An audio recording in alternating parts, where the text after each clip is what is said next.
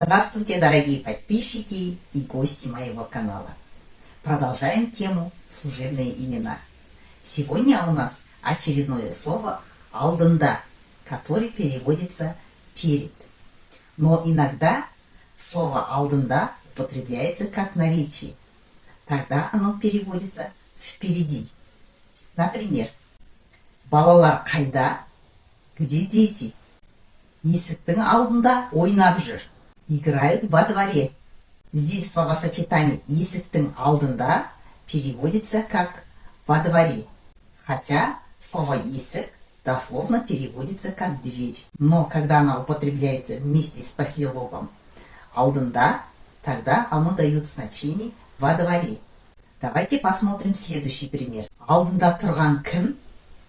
Кто стоит впереди? Команда капитана. Капитан команды.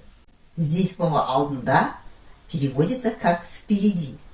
Еще бывают случаи, когда идут какие-то соревнования, и мы хотим узнать, кто идет первым. Тогда мы задаем такой вопрос. «Алдында кім келе жатыр?» И наш собеседник тогда назовет имя идущего первым. На этом мы сегодняшний урок завершаем.